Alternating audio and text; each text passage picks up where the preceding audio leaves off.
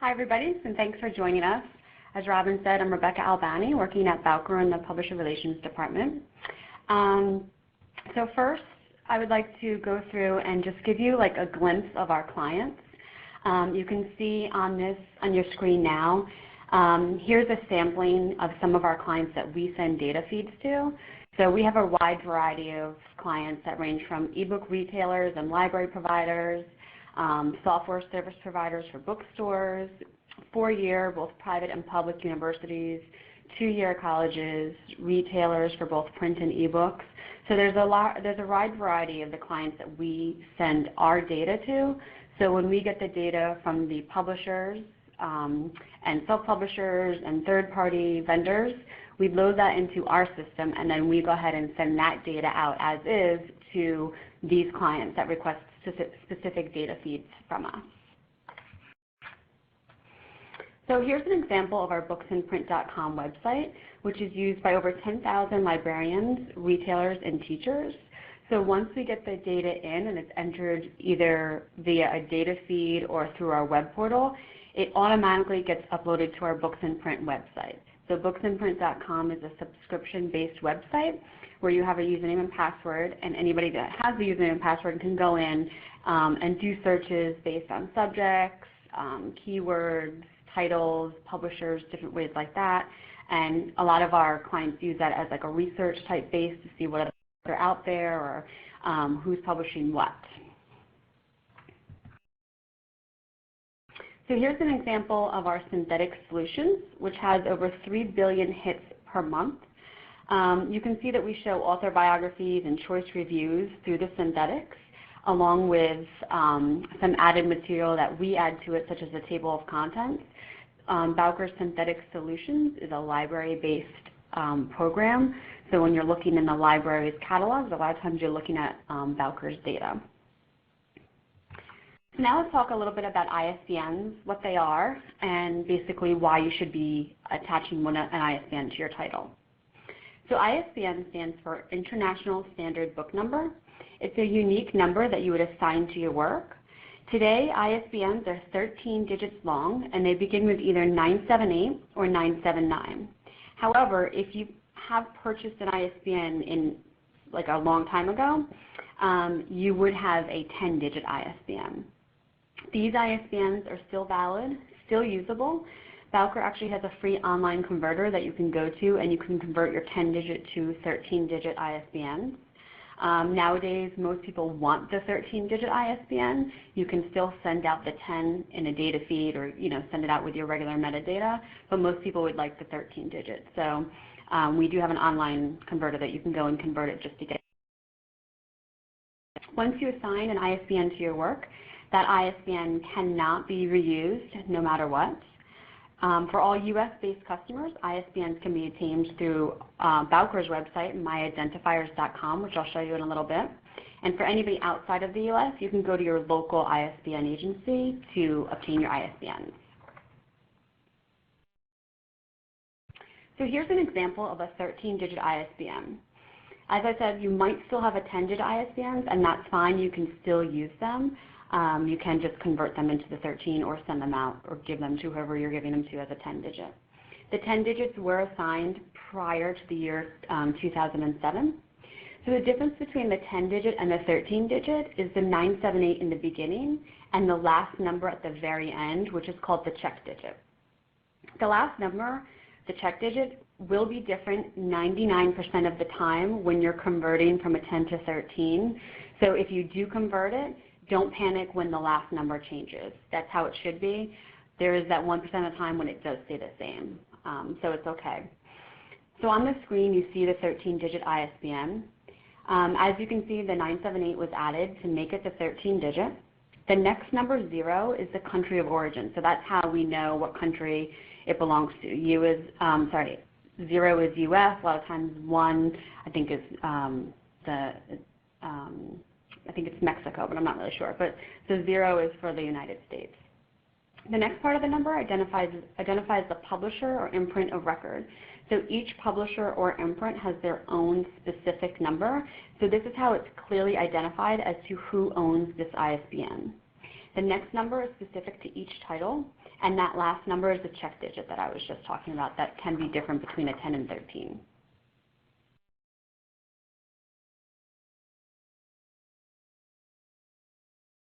So an ISBN is required for your titles to identify your books to libraries, retailers, and other customers. It's used to catalog specific information about your title, such as the title, the price, author information, and numerous other book-related information. A separate ISBN is required for each version of your work. So if you are publishing a book in both paperback and the ebook version, you need to have two separate ISBNs, one for the ebook version and one for the print version. Likewise, if you are publishing your title in two different ebook formats, you should assign an ISBN to each specific format. So if you're doing a PDF, the PDF should have an ISBN, and then if you're going to do an EPUB, the EPUB should have an ISBN. So every sellable format of your work should have its own ISBN. The reason that this is suggested and required is so that people know what they're purchasing when they're purchasing it. For example, there's numerous editions of Huckleberry Finn out there. Each edition has its own ISBN. So when you go to buy Huckleberry Finn, you know exactly what edition you want or what version you want. So you know you can look at it by ISBN. So if you know the ISBN, you know what format you're getting, rather than just clicking on Huckleberry Finn and not understanding or being sure of what version of the book or ebook you're going to get. So each edition or format of your work is a unique item and would need its own ISBN. So like I said, if you have a paperback, hardback, or a CD that you're selling separately, you would need 3 separate ISBNs. One for the paperback, one for hardback, and one for that CD that you're selling separately. If you're doing a book where the CD is included in that book and you don't plan on selling the CD separately, then you wouldn't need an ISBN. So anything that you're selling individually would need its own ISBN. If you're going to reprint your book, you would only need to assign a new ISBN if the content's been revised, if you added a new feature, or if it's been changed so the customer might not know exactly what they're buying. If you're just simply reprinting your book as is, you wouldn't need a new ISBN at all. Hey, Rebecca, this is Robin. Can I jump in here for just a second? Because we've had a lot of people join here since we started the presentation. Sure. So you're on mute as a participant, and if you have a question, if you could just send me a note, then we're kind of gathering those questions together, and we'll answer them and then send those out after the presentation to all the participants. So I just wanted to make that announcement again. Thank you. Okay. So a lot of times we get the questions of like, what if I don't assign an ISBN to my title? Well, in order to make your book available through publishing distribution chains, retail stores, you would need an ISBN. It's required. If you don't have an ISBN, booksellers, they're not going to be able to list your book. Some parties will catalog your title, assigning their own identifier, and then you wouldn't know it, other people wouldn't know the identifier, and it might not come up in searches. People, customers, readers, they might purchase the incorrect format of your work. If you have multiple formats, especially different ebooks, if people don't know what they're purchasing, they're going to come back to the publisher, the distributor, try to say that they don't want this anymore, they thought they were buying something. It's just easier to assign an ISBN to it so customers know exactly what they're getting when they make the purchase. So before I said that if you want to purchase ISBNs, you can go to our website, which is our web portal, which is myidentifiers.com. Here's a screenshot of My Identifiers. Once you go to the website, you would register for a username and password. Once you have a username and password, you can go in, you can purchase ISBNs, you can upload your individual metadata through here by clicking on the ISBN. You can go ahead and add the title, author, price, all of that metadata that's specific to that ISBN through the web portal. You can add cover images. Also through My Identifiers, you can also look at different packages that you might be interested in purchasing. You can purchase widgets, different things like that that you may want to add on to your ISBN. To get a username and password for My Identifiers, it's completely free. It's completely free to upload your metadata as well through My Identifiers. You just need a username and password. So anybody can go to the website and get the username and password. So additional resources, you can, if you have any questions, if you go to the My Identifiers, you have questions about purchasing ISBNs, barcodes, you can contact the ISBN agency at the email on the screen. You can go to the website, the ISBN website, for any information that you need about ISBNs. If you're looking to purchase ISBNs, you just want to look around, you can go to My Identifiers. You can create your own username and password, and then you can look around on the My Identifiers website and see what it's all about. So now that we talked about ISBNs, we're going to talk a little bit about metadata. Excuse me. So metadata is all around us. You may not realize it in your everyday life, but what you're looking at when you're going to purchase something, when you're in the store, it's all metadata. So looking at the screen, this is an iTunes screenshot, you can see that all of this information on this screen is metadata. The cover is metadata, the title of the album, the song, how long the song is, how many tracks are on the album. All of this information that you look at to purchase a song, purchase an album, the recommended songs because you purchased this song, all of that is metadata. And we use it every day when you're shopping online, whether it's Amazon, you're looking in Google, all of that is metadata. So you're using it every single day. So now let's talk about how metadata can relate to your titles. So first we have the core metadata, which would be the physical attributes of the book, so whether it's paperback, hardback, and ebook. The content, which is the author, the title of the book, the subtitle, and the availability or the access, so that would be the price of your book and the supplier of the title.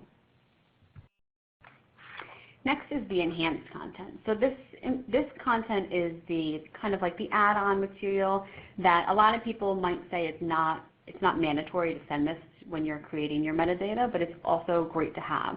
So this would be the author notes, so the author biography, any author credentials, excerpts or first chapters of your title, the cover image, whether it's a small cover image or the large cover image, and the table of contents, whether it's just a general table of contents or detailed with page numbers, chapters, etc. All of this information is great to have, and if you have it, you should definitely attach it to your ISBN with your metadata, because all of this information, no matter, the more metadata that you can attach to your ISBN, the more searchable your titles become. The more searchable your titles become, the more you get, the more higher your sales go, right? So here's a good example of a website that has really good metadata. So just going to this website and searching this title, you see on this screen, you see the title, the cover image, the author, the page count, trim size, ISBN, price, there's a description, there's reviews, and you can actually even click the add to cart and purchase it right through this website. So this website is a good example of all the metadata that you can possibly have on this title in one spot. So you don't need to go out to another website to look for more information because everything that you would kind of want is right here, which is great. Audience and subject codes are a very important aspect of your metadata. You want to make sure that you add correct subject and audience codes because this is going to help your titles become more searchable and therefore more discoverable. So when you're adding subject codes, you can have general subject codes, basically keyword type subject codes, as well as BISAC subject codes. A lot of times I think the BISG metadata, I think they say, the guidelines say it's 3 BISAC codes, so if you can supply that, great. The more subject codes that you can apply to your title, the more searchable your titles become because all of that is searchable then. The audience codes, this is something that you want to make sure that you attach the right audience codes to your book, and you want to make sure that it's not, you don't have a children's book and it's in the general trade or something like that. You want to make sure that it's appropriate for your titles because people do search by the subject codes and they do search by audience. So you want to make sure that if you have that, you can attach it. Good metadata includes a good product description. So when you're originally looking for a title, you might not necessarily think, well, I might not buy this book, I'm not really sure. Once you read the product description, that really is what gets readers' attention, because it's no more, people used to go to the bookstores and they actually have the book in their hand, and which is great because then you can look through it, you can read it. The product description is what would get someone to purchase your book online. So you want to make sure that you have a good product description attached to your title. One of the main parts of enhanced metadata is a cover image. You want to make sure that you have a high quality, decent sized cover image attached to your title when you're sending out the metadata. Metadata recipients have some have different guidelines for their images, so you want to make sure that whoever you're sending your data to, you want to make sure what type of cover image they want. Some people want a JPEG, some people want a TIFF, the pixels could be different. So just contact them and ask them, how the cover image should be formatted before you send them out. Missing cover images can cause confusion and frustration for buyers when they're searching for titles. Placeholder cover images cause even more confusion for people. So here you can see that there's 3 different websites and there's 3 different cover images. The Barnes & Noble has a blank one. The second website has this red flaring thing, and the third website actually has the cover image. So you want to make sure that when you have your cover image that you send it out to all the metadata recipients, because you really don't want your title showing up with a placeholder cover image. And some placeholder cover images, they are just plain white like the Barnes & Noble ones. Sometimes they have these weird ones looking. You want to make sure that you have your cover image attached to your book when it's showing up on websites.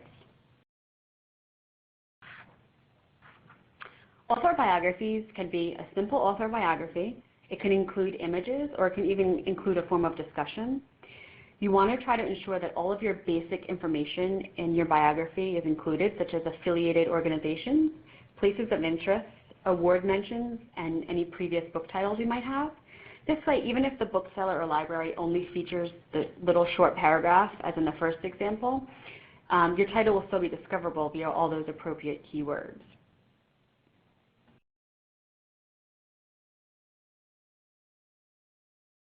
Excerpts are a great added value type of metadata that you can attach to your titles. By adding excerpts, you're giving your customers the opportunity to look inside the virtual book and see if something they want to buy. It gives customers that book in hand type of feeling when they're searching online. So again, when people are looking online, they don't have the physical book in their hand. So by giving them a look inside type feature or a little excerpt, you're letting them kind of get a taste of what the book's going to be about. And this, along with the product description, is really going to make somebody decide whether or not they're going to read the book, because they can actually read part of it and decide if they like it and want to buy it. So this is something where if you can attach it to your title, you really should, because it's a great added value. Book reviews are another great added value to your titles. Nowadays, most consumers are buying the products online. So when you're buying products online, people are always looking at the reviews. And based on reviews, you might make your decision on that. You might make it based on the excerpt. So if you have reviews, you want to make sure they're attached to your title. Also, you want to make sure that if you have multiple formats of your book, you want to make sure that you have the review attached to each one of those ISBNs. Because just because you have a review and you attach it to your print title, say your paperback, if you don't send those reviews in with your, say, ebook metadata, it might not necessarily flow over. It depends on the metadata recipient and how their systems work. So you want to make sure that when you have reviews, you have them attached to all ISBNs, whether it's the same book or not. You want to make sure that every ISBN has a review if possible. So here's a list of some key points for your metadata and what you should definitely try to have on all of your titles. So the first, the ISBN, mandatory. Title, subtitle, author, mandatory information. Format, publication date, price, and price supplier, mandatory information to have with your title. The publisher, status, and the availability of the title, again, mandatory information. Without these fields, you might not without these fields, metadata recipients will not accept your title. You also want to attach the audience and subject, description and cover image, and the table of contents, reviews, excerpts or sample chapters, and author biographies and photos. So all of that information, while it might not be mandatory for the metadata recipient, if you can attach it to them and send it to them, it's more discoverability for your titles. A price supplier is someone who would be supplying your title, so your distributor. So if they have a separate price if you have a distributor and that's who you want people to buy your book from, that's the price supplier, so that you would want to make sure that that price is included with your metadata.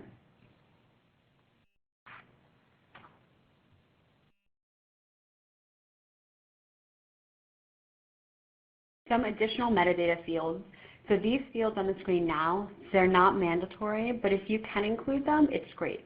So any copyright info, the extent info, which is basically the page count. And for ebooks, that wouldn't really qualify, but for any print books, it'd be the page count. Dimensions of your book, again, ebooks, you don't need this for your ebooks, but for any print books, your trim size is great. Sales rights, and for your ebooks, any digital rights management information that you might have. All this information, it's added on value that you can attach to your titles and try to help your titles get more discoverable.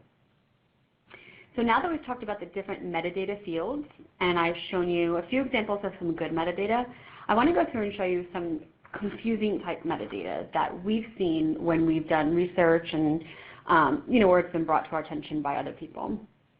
So one thing that you always want to do is check your work. I always tell people you should be checking your work when you have when you're getting your metadata together and ready to submit it. Check your work. Once you've submitted your metadata to the metadata recipients, whoever they are and however many people you're sending it to, you want to make sure that you check the work after you send it to them. So once you know that the titles have been uploaded to the system and you think that they're out there, check. Check online. Check at Barnes & Noble if that's where your title is going to be listed. Make sure that your titles are correct. When doing a search, this book by Guy Kawasaki, when you clicked on the description of it, you got a description about a book that Jay-Z wrote. So it's clearly not the same book, but as a customer, when you go and you look at this, you would wonder, well, if I buy this book, I really want this book, but here's the description that comes up. Is the description really the book and the cover image and other information is wrong? Or is the cover and other information right and the description is wrong? A customer is not going to know this, and therefore you're not going to buy something when you see it clearly has wrong information, right? Because you don't want to buy something and get the wrong book. So you're not going to buy it. So you should always be checking your work, make sure that everything is correct. If you find something online, it's not correct, try to go back to whoever you sent your data to and check in their system if it's correct and have them correct it, because you don't want to have wrong information out there about your titles. Another thing that you want to make sure is that some metadata, when you're submitting it, what we see a lot is that people will try to, if they can't find the right place for something, they'll push it into something else. So a lot of times we get a lot of information in the title field that really shouldn't be there. So excuse me, we'll get in the title field, we'll generally see what would be a title, a subtitle, volume information, edition information, special anniversary editions. You shouldn't include that in your titles. So here's some examples. The first one, This Heart Within Me Burns, from Bedlam to Vendorm, revised and updated. So really the only thing that should be in the title field is This Heart Within Me Burns. The other part is a subtitle. The revised and updated information should go in the edition information. The second one, How Ottawa Spends Series, Volume 33, How Ottawa Spends, 2012 to 2013, The Harper Majority, Budget Cut. This is clearly not the title of the book. When you're submitting the title of your book, you want just the title in the title field. You want the subtitle in the subtitle field. When people see things like that as a customer, that's a long title, and you clearly know that's not the title. So you want to make sure that you parse out all the information, if possible, to the correct fields. So every data point that you could be sending to a metadata recipient has its own field. So there's a subtitle field, there's a series title, translated title, series volume, volume number, edition information, language. All of these points should be in their own fields, because when they're all crammed together, it gets very confusing. You also want to make sure that you're not cramming it together, and therefore, because when you cram it together, when Bowker gets data like that, we clean it up and we take it out. We put the subtitle in the subtitle field and the volume in the volume field. Other metadata recipients do the same exact thing. So we're making a judgment call. Everyone's making judgment calls. So you want to make sure that you're not leaving that judgment up to us or up to anybody else, because you're the publisher or the author on the record. So you should be sending the correct data in so it doesn't get mixed up when people are parsing things out on their own. So here's another example of some confusing metadata. This example shows that the title and author alone may not differentiate multiple books that are in the series. So in this case, the only difference in this metadata supplied by the publisher to Bowker is the cover image. And even the cover image isn't clearly defined, right? So there's no difference in the descriptions. And since the cover image is not a text field, there's no way to search on the different cover images. So really, for this example, Inspired Entrepreneurs should be noted as a series title, and each individual book subject should be mentioned in the title field to allow users to search on the names of each entrepreneur featured. So if you're having a series and you have similar titles like this, you want to make sure that everything is clearly defined, because something like this could be very confusing for someone that's looking for the book. And again, if you're confusing your customers, you're going to lose sales, because people are just not going to purchase the book, right? They're going to look for other things in that field. If you're looking for an entrepreneurial book, you're going to look someplace else instead of buying this book when you're not really sure what you're going to get. So you want to make sure that your metadata is clean and clear when you're sending it out. Also, you never want to reuse ISBNs. We get a lot of we have a lot of inquiries to publishers when we get ISBNs that are already in our database and people are changing things. So it can also be confusing to customers when they search by an ISBN, if they happen to have the ISBN, and it comes up in 3 different spots as 3 different titles or 2 different titles. They're not going to know which book the ISBN belongs to, so you want to make sure that you never reuse an ISBN. When you use an ISBN and it's assigned to a title, once that book is no longer in use and you decide to put that book out of print, it's out of print, but you still cannot use that ISBN. No matter if the book is canceled or out of print, the ISBN is gone, and you have to take a new ISBN and assign it to the next title. You should not reuse ISBNs.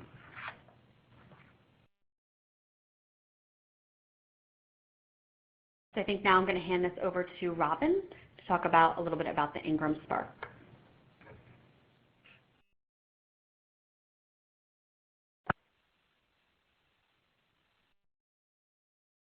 Yes, I've been getting some great questions from you all, and like I said, we will write answers to your questions and send them back to everybody that participated. So the question is, how does all of this apply to IngramSpark?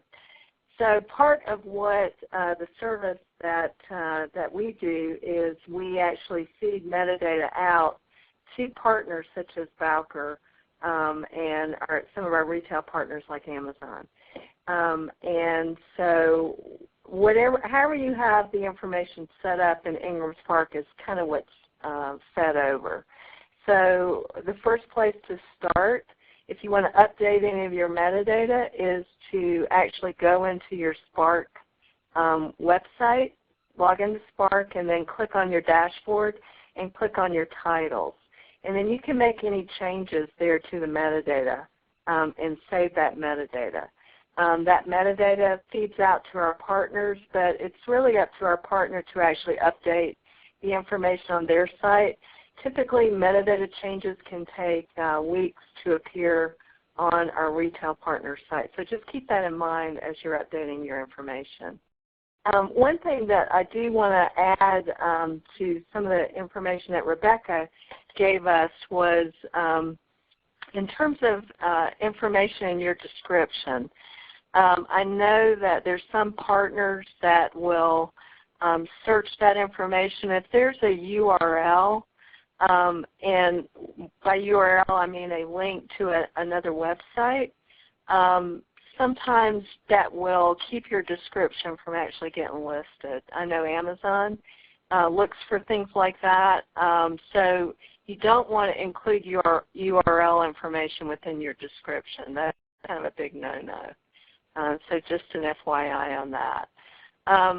Some of the future enhancements we've got coming for Spark here in the next few months is we have a partnership with Bowker so that we would be able to, you would be able to purchase ISBNs directly from Spark within the platform instead of going out to Bowker. You're always free to go directly to Bowker and do that, and that's really great. But for a matter of convenience, you'll be able to order the ISBNs and purchase them directly within Spark. And then we're going to be adding enhanced metadata fields, some of what Rebecca was talking about, where you'll be able to plug in your review information, table of contents, audience, that sort of information. And I think that's going to really serve your book really well by having those enhanced metadata fields. So we thank you so much for joining us today. Let me see if I can get this last slide to come up, and I don't know why it's not, but let's try that. Yeah, there you go.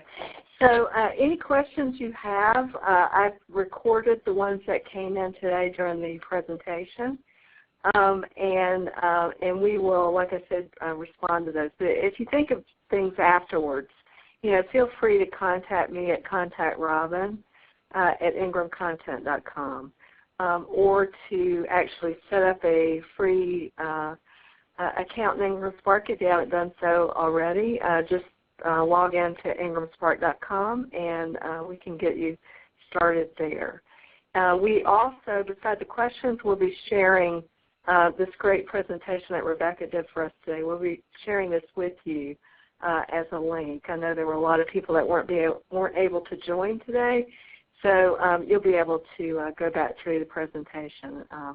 Really, really great, Rebecca, and thank you so much for doing this for Ingram customers. We really, really appreciate it. Thanks, everybody.